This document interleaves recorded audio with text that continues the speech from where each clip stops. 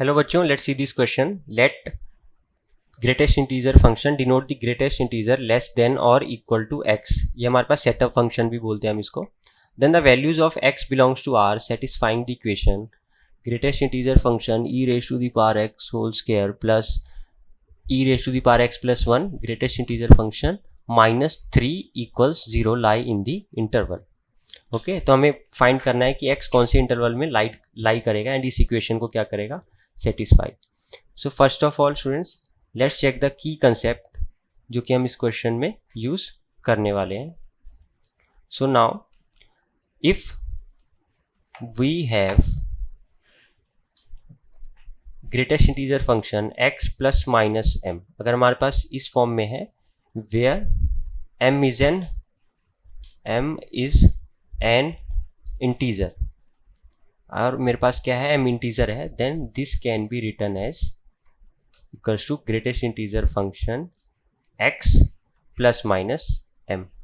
Okay, now equation क्या given थी, we have e raise to the power x whole square plus greatest integer function e raise to the power x -3 equals +1 -3 equals 0. अब इसको हम break करके लिख सकते हैं इस वैल्यू को.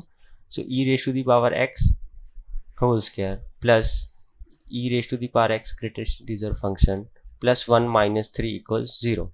सो this can be written as the form.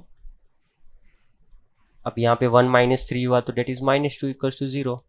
अब लेट कर लेते हैं, लेट कर लिया कि greatest integer function e raise to the power x equals to z.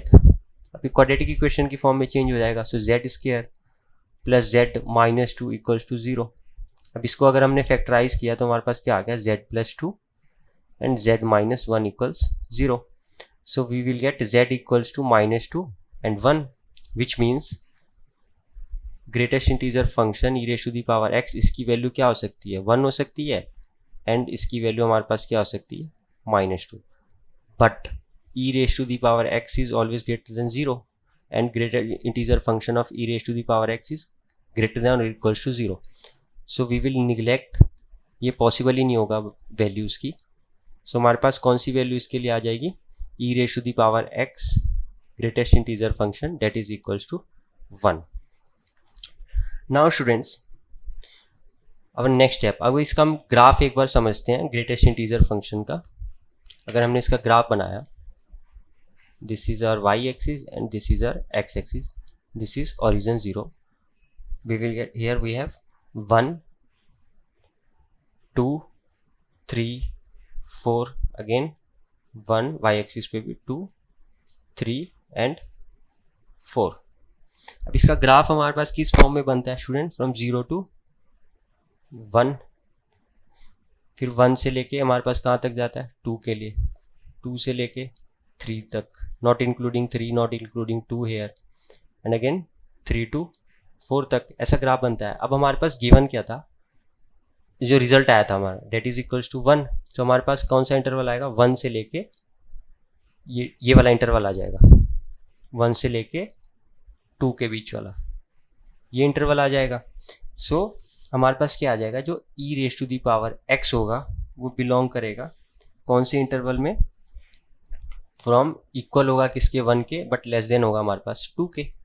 Okay, यहाँ पे इंक्लूडिंग है और यहाँ पे एक्सक्लूडिंग वैल्यू है. सो अब हमने क्या किया, अब नेक्स्ट स्टेप है नेचुरल लॉग ले लिया ऑल साइड्स, तो we will get log e of 1 less than equals to, okay, x log e of e less than log of 2. So हमारे पास this is 0 less than equals to, here we have x और यहाँ हमारे पास क्या बच गया, log of e2. तो x कौन से इंटरवल में हमारे पास बिलोंग करेगा, that is from including 0, so closed bracket from 0 to log of e2 open bracket because it was not equals to this. so ये हमारा क्या आ गया स्टूडेंट्स, फाइनल आंसर आ गया. नाउ लेट्स चेक कर ऑप्शंस, ऑप्शन नंबर कौन सा सही है, option number 3rd is right. okay, I hope you understood it well. Best of luck.